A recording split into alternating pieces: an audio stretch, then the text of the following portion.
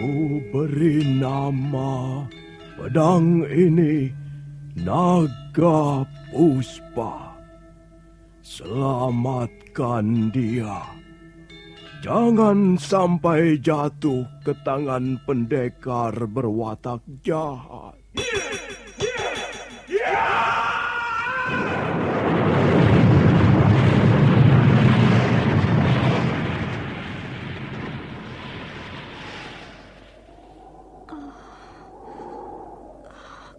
Kakang Kamandanu, kau masih juga tidak percaya bahwa aku mencintaimu. Mesin, maafkan aku, Mesin. Mesin, Mesin.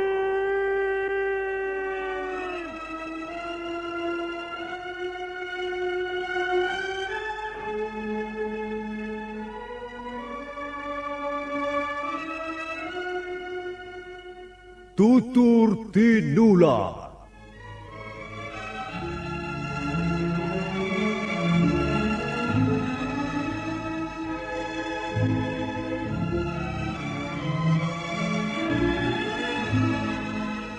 Sebuah sandiwara radio serial, produksi Sanggar Cerita dan teater Sanggar Prativi. Sebuah kisah dengan latar belakang sejarah runtuhnya Singasari dan berdirinya Kerajaan Majapahit.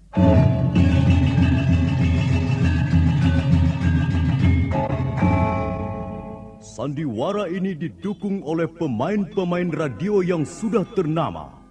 Ferry Fadli, Ivone Rose, dan Eli Ermawati.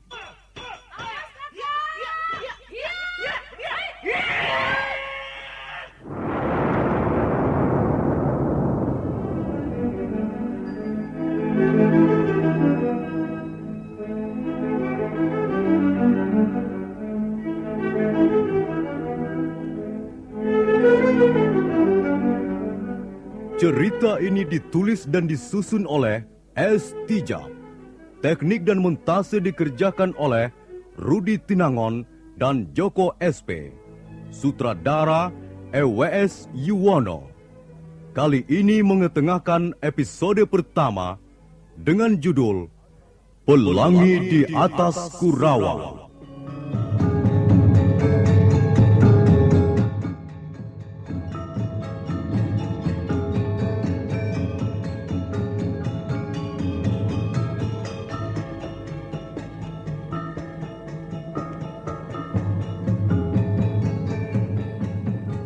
Didukung oleh para pemain, Ferry Fadli sebagai Arya Kamandanu, Lili Nur Indasari sebagai Narirati, Marlon sebagai Dangdi, Sudibianto sebagai Jaruju, Wahyu sebagai Balawi, Ape Burhan sebagai Rekian Wuru, M. Abud sebagai Arya Dwi Pangga, Eli Panca sebagai Nyi Rongkot, Yuli sebagai Palastri, dan Nusri pembawa cerita. Selamat menikmati.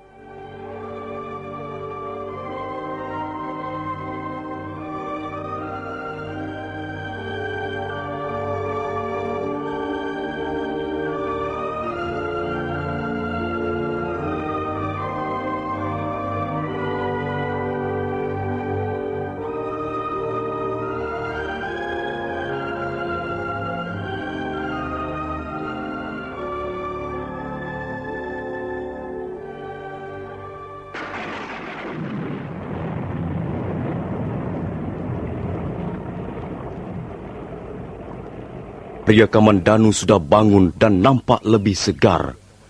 Baru saja dia menyelesaikan sarapan bubur santan ketika Arya Dwi Pangga mengajaknya bicara tentang Narirati.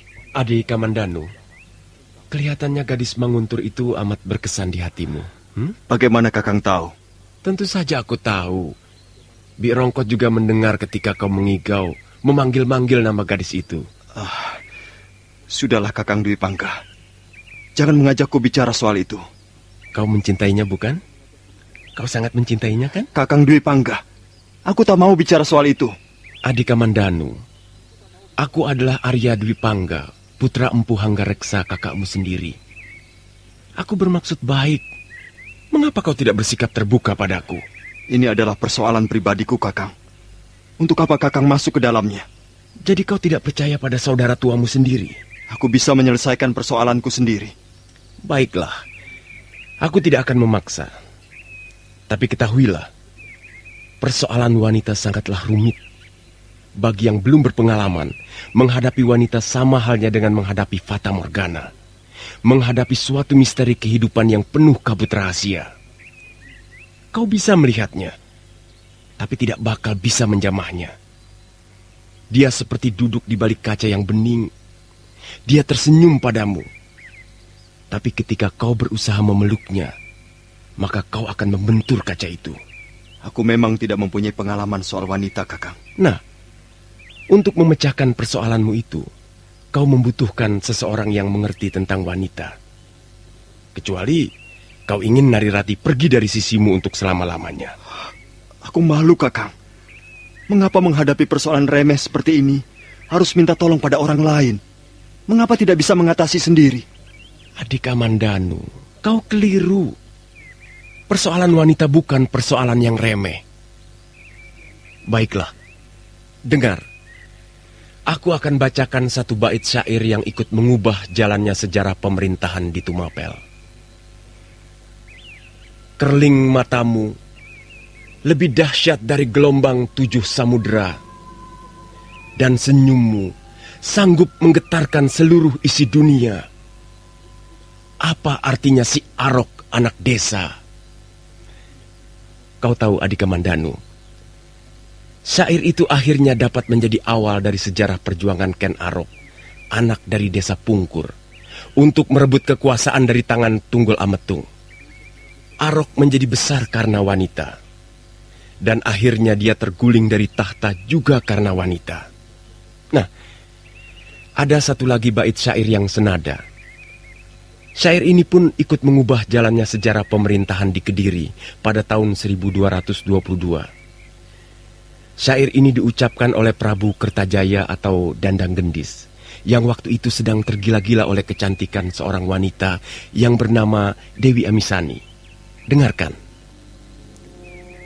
Amisani, kau adalah matahari pagi yang selalu menghangatkan ranjangku. Kediri akan membeku jika kau berpaling dariku. Nah, sebuah syair yang sederhana bukan? Tapi ingat, karena syair itulah maka para pendeta, para pemuka kerajaan lalu bergabung dengan Tumapel. Dan akhirnya, Kertajaya dan bala tentaranya dihancurkan di desa Ganter. Dengan demikian, Dandang Gendis telah menjadi korban tali asmaranya bersama Dewi Amisani. Nah, apa sekarang kau masih menganggap bahwa persoalan wanita adalah persoalan yang remeh? Ingat, Adik Kamandanu, separuh dari bagian dunia ini menjadi milik wanita. Baiklah, Kakang Dwi Pangga. Aku percaya padamu. Aku akan menceritakan persoalan yang kuhadapi dengan Narirati.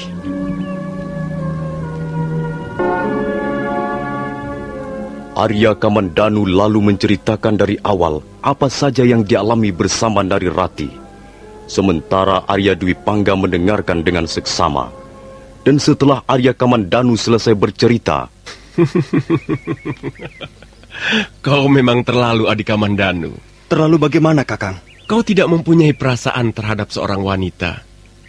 Kasihan sekali gadis yang bernama Narirati itu.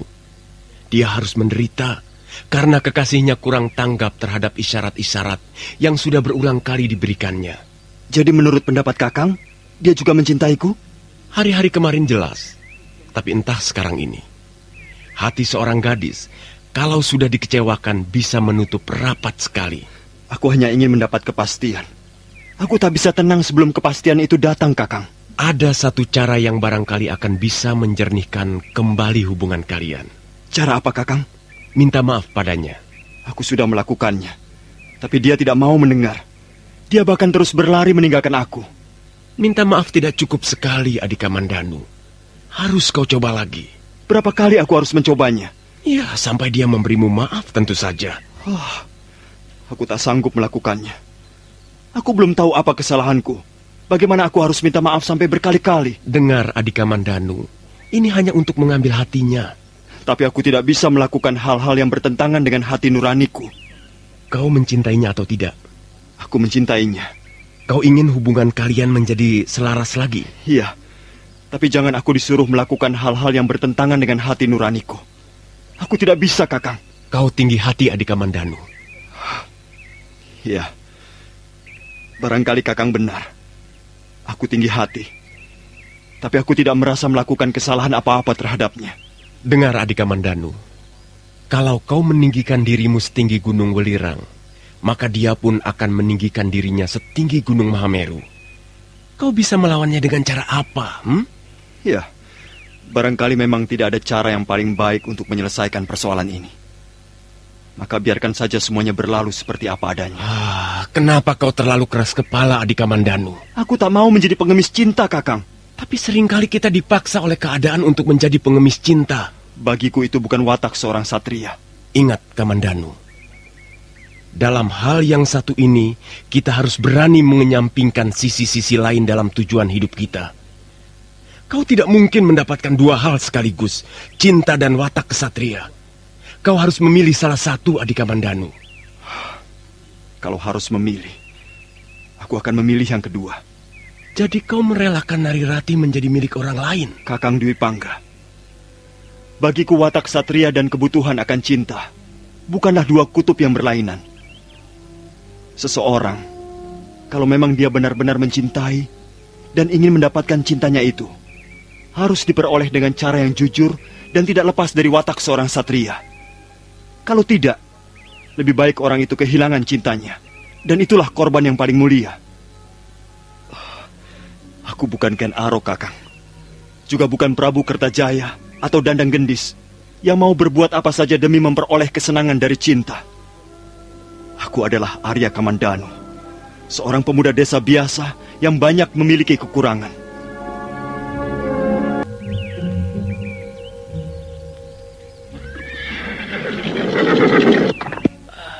Ngger, mau kemana Ngger Dwi Pangga? Aku mau pergi sebentar, Birongkot. Ngger, itu ada orang menunggu Angger Dwi Pangga. Siapa, Bi? Bibi tidak tahu namanya. Tapi jelas bukan orang desa Kurawan. Sebaiknya Angger temui dulu di ruangan depan. Sudah sejak tadi dia menunggu Angger Dwi Pangga. Biar saja, Bi. Akan kurang ajar padamu. Tapi Ayah, tapi Kakang Dwi Pangga, jangan diapa-apakan. Kasihan dia. Parwati, kau jangan berlaku bodoh. Kau jangan mempermainkan ayahmu. Kita jauh-jauh datang dari Tumangkar untuk menyelesaikan urusanmu dengan pemuda berandalan itu. Sudahlah, kita pulang saja, Ayah. Kita pulang saja. Lalu, bagaimana dengan si Dwi Pangga itu? Biarkan saja dia. Kita mengalah saja. Oh, tidak. Kita tidak boleh mengalah begitu saja. Baik, kita pulang sekarang. Tetapi bukan berarti kita sudi mengalah. Aku akan mengurus perkara ini sampai tuntas. Hei, katakan pada anak majikanmu itu, aku di Pangkaradasa akan kembali lagi. Iya, Tuan. Nanti saya sampaikan pada Angger Dwi Pangga. Ayo Parwati, kita pulang. Brengsek. Lagi-lagi urusan perempuan. Angger Dwi Pangga memang keterlaluan. Dulu ada janda kembang dari Mameling. Datang ngamuk-ngamuk minta dikawin. Lalu ada gadis mencoba bunuh diri di jurang Kurawan. Juga gara-gara Angger Dwi Pangga terlalu mengobrol kata-kata berisi cumbu rayu. Sekarang ada lagi. Angger Dwi Pangga itu kok senang-senangnya bercanda dengan wanita. Apa dia tidak tahu bahwa bermain api dengan wanita bisa hangus terbakar hatinya? Kubuka daun jendela, dan terbentang malam yang indah, dihiasi candra kartika. Di bulan Waisak ini, 10 kali aku melewati pintu rumahmu yang masih rapat terkunci dari dalam. Kapan kau buka, wahai Sang Dewi Puspa? Indah sekali bunyi syair ini, Ratih. Iya, aku juga tidak menduga bahwa Kakang Kamandanu bisa menulis syair seindah ini. Dan kau sudah membalasnya? Belum. Kau harus segera membalas atau menanggapinya, Ratih. Terlihat jelas bahwa dia sangat menyesal dan ingin kembali menyambung tali asmara denganmu. Palastri, aku masih sakit hati. Kau tak ingin burung gagak itu berpaling pada daging lain yang empuk dan lezat? Jangan tinggi hati, Ratih. Ada pepatah mengatakan bahwa wanita itu berdiri di antara 2 bibir sumur. Kalau dia bertahan tak mau tundukkan wajah, dia tak bakal melihat air. Tapi kalau dia terus-menerus tundukkan wajah, dia bisa terjerumus ke dalam sumur itu. Nah, jadilah wanita yang bijak. Jangan tinggi hati, tapi juga jangan terlalu merendah di depan laki-laki.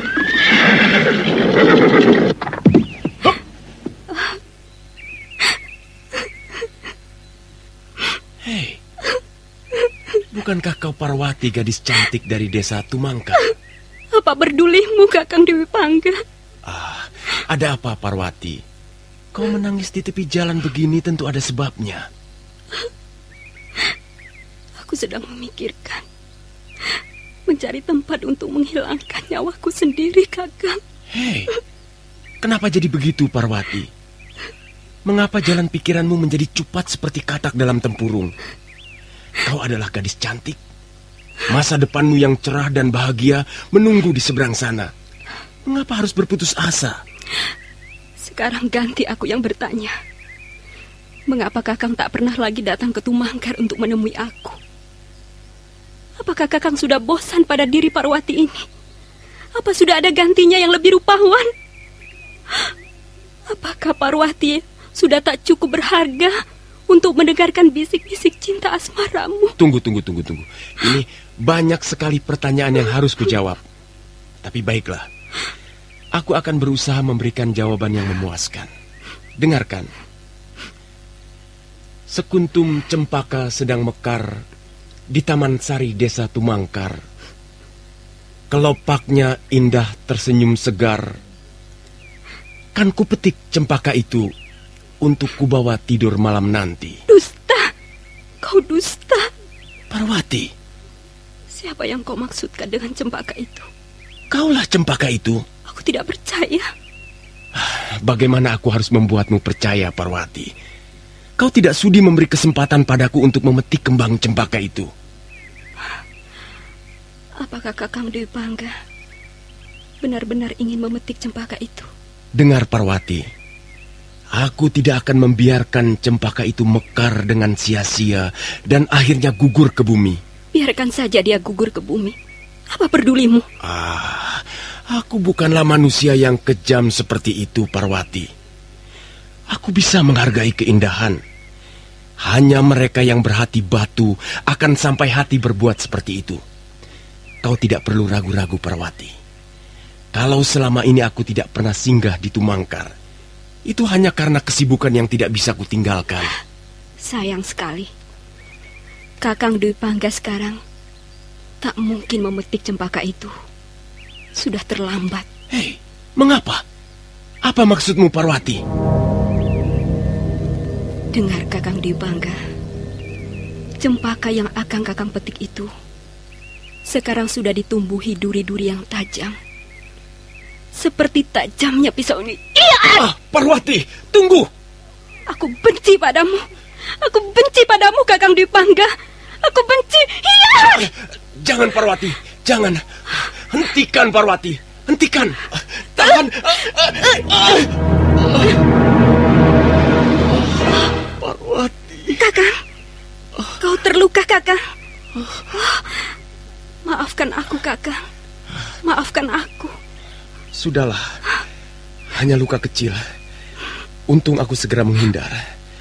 Kalau saja ujung pisau itu menembus jantungku, tak akan ada lagi Arya Dwi Pangga sekarang ini. Maafkan Pundaknya yang masih meneteskan darah bangkit menuju kudanya. Kemudian dia naik ke atas punggung hewan itu dan menyusul Parwati ke desa Tumangkar. Nah, para pendengar sekalian, bagaimana kelanjutan kisah ini? Silakan menunggu seri berikutnya. Sampai jumpa.